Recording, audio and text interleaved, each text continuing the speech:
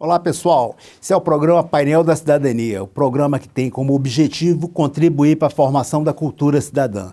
Essa semana vamos receber o senador José Antônio Regufe. Regufe, seja muito bem-vindo ao nosso programa. Regufe foi deputado distrital, eleito em 2006, 2010 foi eleito deputado federal proporcionalmente o mais votado e 2014 foi eleito senador da República, com 57% dos votos válidos. Se houvesse segundo turno, você seria eleito no primeiro. Regufe, como eu falei, seja muito bem-vindo. Você sempre fala em relação ao gasto do contribuinte, o que tem feito com que os políticos tenham perdido o crédito com a população. Hoje há um descrédito generalizado. Eu queria que você falasse um pouco sobre isso, como você anda nas ruas, o que você ouve da população. Bom, primeiro, um prazer estar aqui, Rócio, aqui no teu programa. Quero também dar um abraço nos teus telespectadores. As pessoas me tratam com muito carinho, acho que é um reconhecimento aos meus mandatos e à minha trajetória. Agora, a política vive um momento muito ruim, um momento de muito descrédito, e não é para menos, porque os escândalos são muito grandes. Há uma série de desvios do dinheiro do contribuinte que precisam sim ter uma indignação e ter uma repulsa por parte das pessoas de bem desse país. Agora, as pessoas não devem desacreditar da política, mas sim elas devem cobrar punição aos maus políticos. Verdade. Inclusive, um dos objetivos do programa é esse. É transformar a nossa democracia de apenas representativa para uma democracia participativa, que as pessoas participem, cobrem das pessoas as quais elas ajudaram a eleger e está lá representando elas. A gente tem hoje uma questão de representação que a gente não se sente representado. A gente viu no Congresso Nacional agora, quando a Câmara votou a questão da denúncia contra o Temer apresentada pela Procuradoria. Eles não levaram adiante essa denúncia por conta de barganha. Barganha política, a gente viu uma barganha descaradamente, aí nós na televisão, nos principais jornais, em toda a mídia a gente viu isso daí.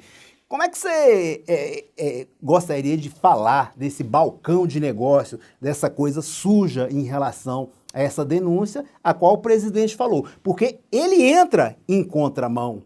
Quando ele fala de austeridade para a população, fala de austeridade, o aumento do salário mínimo já não vai ser mais o mesmo que necessitaria ser. Será R$10 a menos. E, no entanto, ele fez uma barganha tremenda, dando emendas para deputados em troca desse apoio. Como é que você vê essa questão, Regufe? Rócio, eu fiz um pronunciamento na tribuna do Senado, eu fiz um discurso no plenário, justamente falando disso. Eu não tenho dois pesos e duas medidas. O que valeu para mim no governo do PT, continua valendo agora. Então eu considero uma vergonha essa votação na Câmara dos Deputados, que acabou obstaculizando a apuração por parte do Supremo Tribunal Federal e a análise por parte do Supremo Tribunal Federal dessa denúncia contra o presidente Michel Temer. A decisão da Câmara foi absolutamente inaceitável, uma denúncia gravíssima, e a Câmara simplesmente paralisar com uma decisão política e uma denúncia contra o presidente da República e não deixar o Supremo Tribunal sequer analisar essa denúncia, porque ali sequer era a condenação do presidente. Ali era simplesmente para que o Supremo Tribunal Federal pudesse cumprir o seu papel constitucional de analisar essa denúncia. Então, a decisão da Câmara foi uma decisão absurda, foi uma decisão, na minha concepção, inaceitável. Como eu te disse, eu não tenho dois pesos e duas medidas. O que valeu para mim no governo do PT continua valendo agora. E considero que o governo do presidente Michel Temer fez com os deputados, fez com os parlamentares, é algo inaceitável também. É inaceitável a decisão e é inaceitável a forma como a decisão foi conseguida. Porque se transformou a Câmara num verdadeiro balcão de negócios, se distribuiu cargos públicos a rodo, e cargos públicos existem para servir o contribuinte, para servir o cidadão. Não são para comprar deputados, para mudar a consciência de deputados, para fazer com que deputados votem algo que não votariam se não tivesse esses cargos. Então, acabou que prejudicou dos dois lados, porque fez com que os deputados votassem de uma forma não justa com a população, e acabou com que eles indicassem pessoas para estar na máquina pública que não deveriam estar lá, muitos dos quais não têm qualificação técnica para exercer esses cargos. Aliás, eu tenho um projeto de resolução que eu protocolei no Senado que tipifica como quebra de decoro parlamentar o parlamentar indicar cargos no Executivo. Regufe, você falou agora há pouco em relação aos parlamentares que aceitam cargos públicos em troca de apoio ou desapoio. A gente vê que essa aceitação de cargos é para que eles possam manter o status quo. Eu vi também um discurso seu na tribuna do Senado que você questionava a proposta de reforma política, você até falava que era melhor os parlamentares criar um artigo para que eles fossem eleitos eternamente. Então a gente vê que essa necessidade da manutenção do status quo é visível. Mas agora a gente tem que ver também que esses parlamentares foram eleitos por um contribuinte, por sua base. E essa base necessita de um mínimo de respeito. A gente tem certeza que nessa denúncia apresentada contra o presidente Temer, no mínimo, ele prevaricou.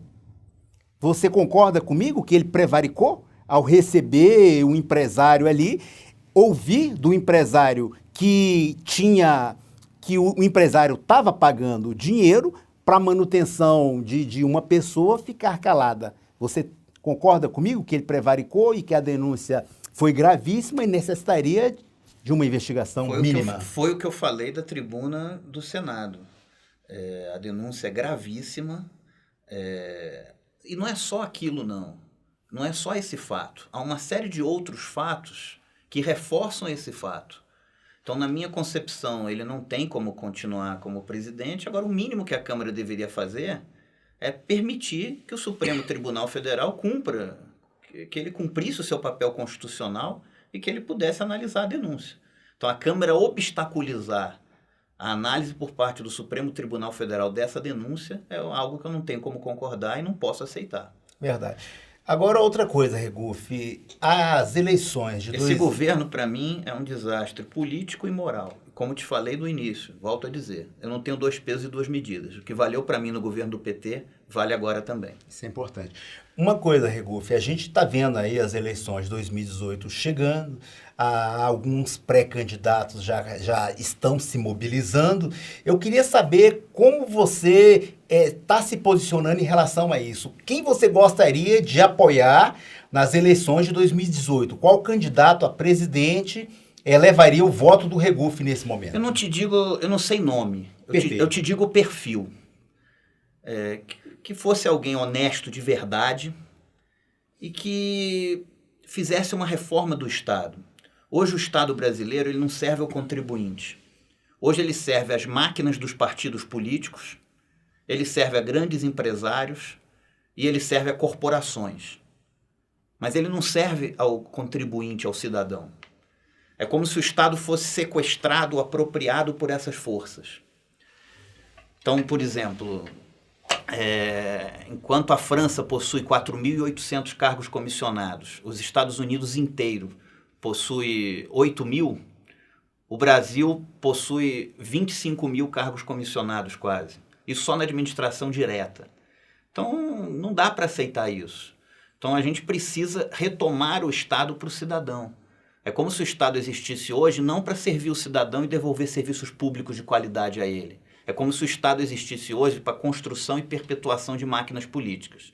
Então a gente precisa fazer uma reforma do Estado, a gente precisa de um Estado mais enxuto, mais eficiente, que introduzisse meritocracia no serviço público, que introduzisse sistema de metas e resultados, que avaliasse desempenho, que premiasse desempenho. Isso precisa ser feito. Ou seja, você precisa fazer uma grande reforma do Estado. O Estado que quer cuidar de tudo, ele não cuida de nada bem feito. O Estado tem que concentrar os seus recursos em saúde, educação e segurança e fazer isso bem feito. É preciso ter prioridade. Entendo. E fazer isso bem feito e devolver serviços públicos de qualidade para a população nessas áreas. Hoje, quando uma pessoa vai no hospital público, ela sofre. Então, para mim, isso é uma falta de foco do Estado, é uma falta de critério por parte do Estado. Então, o Estado tem que ter mais critério na hora de se gastar cada centavinho do dinheiro público. Essas denúncias que eu faço, esses discursos que eu faço, agora denunciando essa quantidade de voos de avião da FAB, todo final de semana, ministro indo de avião da FAB para os estados, ou seja, uma festa, carro oficial para todo mundo. Então, isso eu não tenho como aceitar. Então, nós precisamos, eu não tenho como te dizer um nome, mas eu quero ver um presidente que seja honesto, um presidente que faça uma reforma do Estado, que faça com que nós tenhamos um Estado mais enxuto, mas mais eficiente, que sirva o cidadão. E quero ver um presidente que introduza uma nova relação política com o legislativo, que faça também na política uma nova forma de se fazer política. Acabe com esse toma lá da cá. Se a pessoa quiser participar da gestão do governo, ela tem que participar com ideias, com propostas de políticas públicas para o cidadão e não querendo cargos no governo. Políticas Hoje o parlamentar chega lá, aqui tem 200 cargos. Ah, mas o que essas pessoas fazem? Qualquer coisa. Mas qual é o perfil dessas pessoas? Qualquer um. Ou seja, como se o Estado fosse um fim nele mesmo. Ou seja, o objetivo é só empregar essas pessoas. Não é devolver uma política pública para o cidadão. Como é que o parlamentar tinha que participar? O que você quer fazer para a sua cidade? É um posto de saúde? Então vamos lá, a gente constrói o posto de saúde e dá a paternidade ao parlamentar. Mas a população tem um benefício, tem uma política pública, tem um posto de saúde. Hoje não. Hoje o parlamentar chega lá que precisa empregar essas pessoas, que são meus cabos eleitorais. Então, a gente precisa devolver o Estado para o cidadão, para quem paga impostos caros, para esse Estado existir. Verdade. Você falou aí agora, Regulf, em relação aos remédios, falta de remédios. A gente vê que é um tema muito recorrente nos seus discursos, que no Brasil os impostos remédio é muito alto em relação a outros países. E as pessoas aqui sofrem por conta do alto imposto do remédio para poder fazer o tratamento de alguma coisa. Como é que anda isso daí? Eu vi que você protocolou esse projeto de redução de impostos e o melhor seria até acabar, não é mesmo? O seguinte, Rócio, eu na minha primeira semana como senador protocolei 9 PECs. 8 sobre reforma política e essa PEC, a PEC 2 de 2015, que proíbe a tributação sobre remédios de uso humano no Brasil. O correto seria o governo distribuir remédios gratuitamente para toda a população. Quando alguém precisasse de um remédio, a pessoa ter esse remédio. Então o correto seria o governo distribuir os remédios gratuitamente para toda a população. Mas na impossibilidade financeira do governo distribuir os remédios gratuitamente para toda a população, o mínimo que o Estado brasileiro deveria fazer é não tributar esses remédios, para tornar os remédios mais acessíveis à população. A Inglaterra não cobra imposto sobre remédios, o Canadá não cobra imposto sobre remédios, a Colômbia não cobra imposto sobre remédios. No Brasil, 35,7% do preço de um remédio são apenas impostos. Não dá para aceitar isso. Hoje, existem famílias hoje que gastam mais de R$3.000 por mês com medicamentos de uso contínuo. Isso é a vida real das pessoas.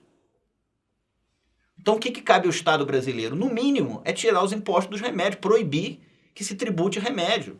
Ah, mas tem problema de caixa. Aumenta de outras áreas. Aumenta de bebida, aumenta de cigarro, aumenta de automóvel. Mas tributar remédio, que é algo que ninguém compra porque quer, mas compra porque precisa. É verdade. Então é algo... E tem várias incoerências aí. Por exemplo, remédio de uso humano tem uma tributação no Brasil de 35,7% sobre o preço do remédio. Remédio de uso veterinário, nada contra animais, pelo contrário. Mas remédio de uso veterinário é 14,3%.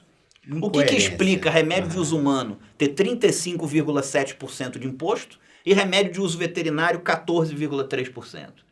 Então, o que eu fiz? Apresentei uma PEC, enquanto legislador, para que fosse proibido a tributação de remédios de uso humano. A PEC foi aprovada, a senadora Simone Tebet foi a relatora na Comissão de Constituição e Justiça do Senado, fez um parecer favorável.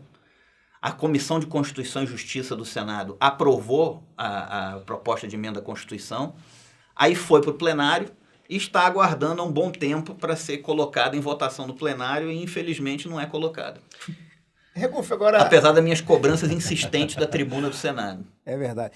Regulfo, no seu primeiro dia de senador, você tomou posse, você protocolou pedido para que você não fosse incluído no plano de saúde do Senado, que você ia optar pela previdência do desculpe, pela previdência do INSS por conta de economia para o Estado. Você gostaria e você está sendo tratado como um cidadão comum. Porque um país onde a saúde pública é precária, não dá o atendimento necessário para as pessoas. Você abdicar de um plano de saúde é bem algo assim, fora do costume que a gente vê nos parlamentares. Pelo contrário, eles querem o plano de saúde eternamente. É o plano de saúde vitalício. E você abriu mão desse plano de saúde e abriu mão da previdência, da aposentadoria especial como parlamentar. Como é que você poderia explicar isso para as pessoas? Rócio, eu te agradeço a pergunta, até porque você me dá espaço para poder falar uma coisa.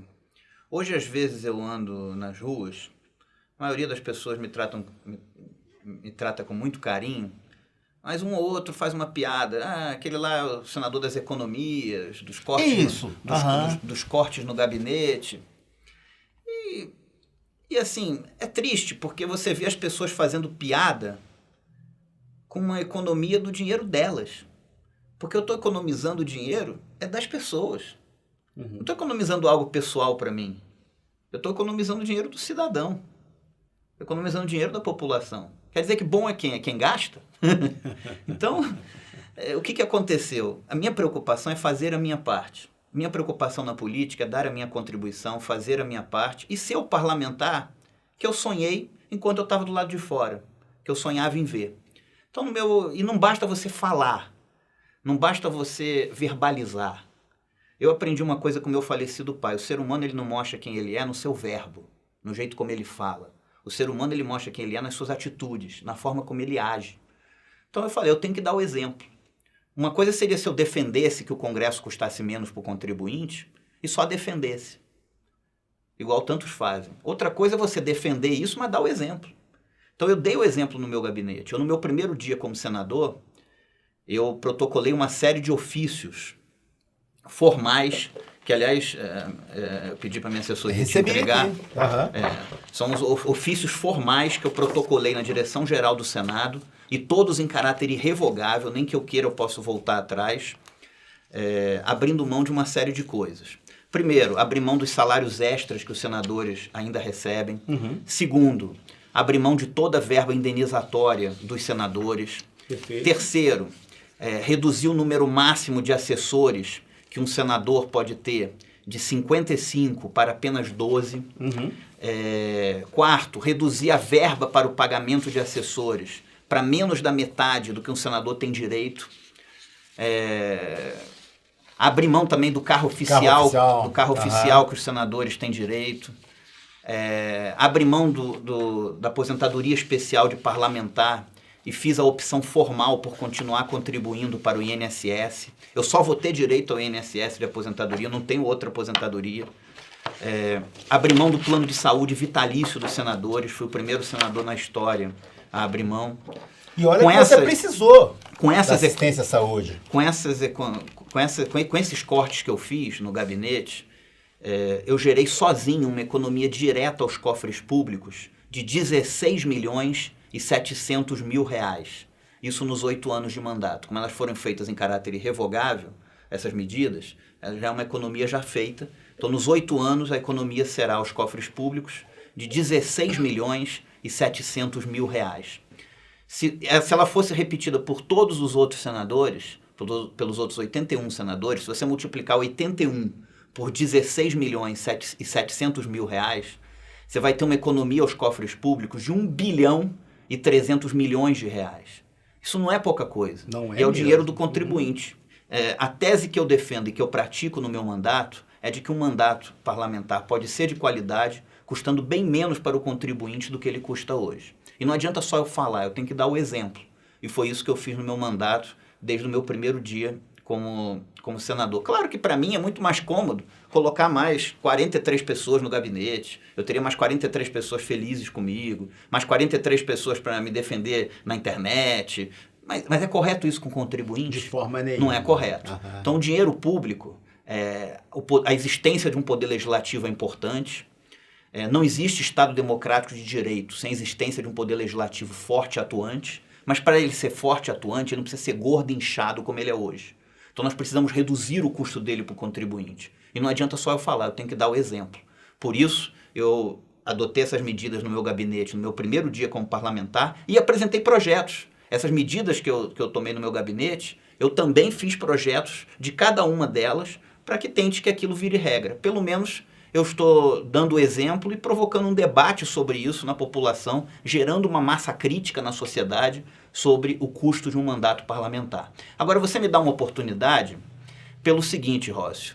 Algumas pessoas, de forma muito maliciosa, se aproveitando que a maioria das pessoas não acompanha o dia a dia Isso do que eu Senado. queria ouvir de você.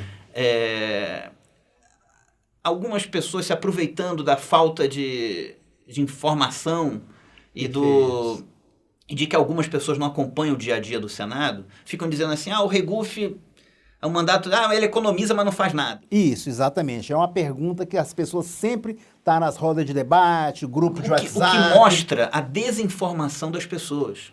Ótimo. O que mostra a desinformação das pessoas sobre o dia a dia do Senado. Primeiro, a economia não é pouca coisa. A economia é 16 milhões e 700 mil reais de economia aos cofres públicos só no meu mandato. Então não é pouca coisa. Então não adianta as pessoas quererem minimizar as economias, Exato, como se isso fosse uma pouca coisa, porque eu acho que um exemplo vale mais do que 1000 palavras. Sem dúvida. E o que a população precisa hoje na vida pública desse país é de bons exemplos, que infelizmente a vida pública desse país não está oferecendo à população brasileira. Agora, o meu mandato é muito mais do que economizar. Eu apresentei, como já te falei, uma série de PECs, de propostas de emenda à Constituição, apresentei uma série de projetos, estão aí tramitando, inclusive um projeto que agora está em pauta, pronto para ser aprovado, um projeto que permite que os projetos de iniciativa popular sejam feitos por assinatura eletrônica, sem sair de casa, a pessoa possa fazer, da sua casa, assinar um projeto de iniciativa popular para que ele tramite no Poder Legislativo, entre vários outros projetos. Um projeto que proíbe o BNDES de financiar projetos no exterior. O BNDES gasta o dinheiro do contribuinte brasileiro em projetos no exterior. Então, eu tenho uma série de projetos aqui, a PEC que proíbe a tributação sobre remédios, as minhas PECs sobre reforma política, que proíbe que parlamentares possam se reeleger mais do que uma única vez, que possibilita candidaturas avulsas sem filiação partidária, que introduz o voto distrital no Brasil, que introduz o voto facultativo, que proíbe que alguém se eleja para um cargo legislativo e depois vai ocupar um cargo no executivo. Hoje a pessoa se elege deputado, depois vai ser secretário, depois vai ser ministro e acha que está tudo bem, está tudo normal. Que cria o sistema de revogabilidade de mandatos. Então eu tenho vários projetos. Tem meus votos. Cada votinho que eu dou, eu estou representando quem votou em mim. Estou dando minha contribuição. Aí, mas a pessoa chega e fala assim, mas você economizou, você fez tudo isso, apresentou projetos, votou, faz discursos belos, mas e que mais? Como se nada disso fosse algo importante. Mas tem, por exemplo, minhas emendas ao orçamento. Exato, eu queria saber onde você está colocando essas emendas. Hoje, Rossi, uma das principais funções de um parlamentar, a partir do momento da aprovação do orçamento impositivo nas emendas parlamentares, uma das principais atribuições de um parlamentar são as emendas ao orçamento que ele faz. Porque a partir do momento que elas têm caráter impositivo, o governo é obrigado a executar, ela se torna algo que você destina recursos e ela vai para o cidadão. Então é preciso ter critério. Tem muitos parlamentares que colocam esses recursos em shows, em festas, em eventos, em obrinhas. As minhas estão todas na saúde, educação e segurança, que são as áreas precípuas da atuação do Estado. Mais necessário. O que eu defendo para a atuação do Estado, eu dou exemplo no meu mandato. Hoje tem remédios para câncer e para várias doenças crônicas na rede pública do Distrito Federal que estão lá por causa de uma emenda minha ao orçamento da União. Agora, se a pessoa não quer considerar como algo prático remédios para câncer, ela não vai considerar nada prático, porque ela não está disposta a reconhecer uma virtude no próximo. Ela não está disposta a reconhecer uma virtude num político. Agora, eu estou fazendo a minha parte. Eu estou fazendo a minha parte, estou honrando quem votou em mim. E me orgulho, Rossi, de tudo que eu escrevi no meu panfleto de campanha. Isso é muito raro, infelizmente, na política hoje. E é triste, porque isso é uma obrigação apenas de um parlamentar. Mas tudo o que eu escrevi no meu panfleto de campanha, ponto por ponto, eu cumpri tudo. Ótimo. Maravilha, Regufe. Lembrando a você de casa que você pode participar conosco através do paineldacidadania.com.br ou através do nosso WhatsApp 6199-811-4665.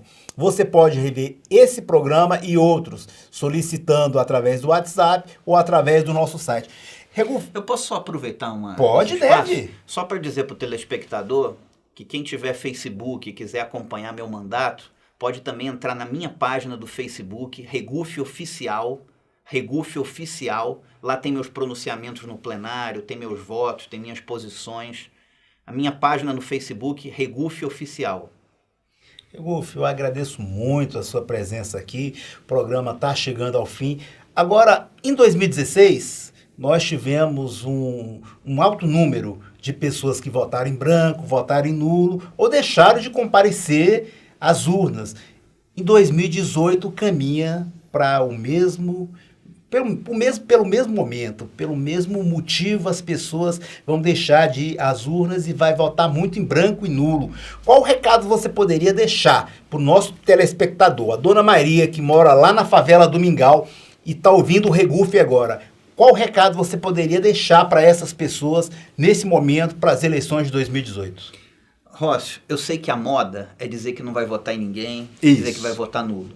Mas ao fazer isso, a pessoa passa a responsabilidade de decidir para outras pessoas, alguns dos quais têm outros interesses, que não são de renovar a política.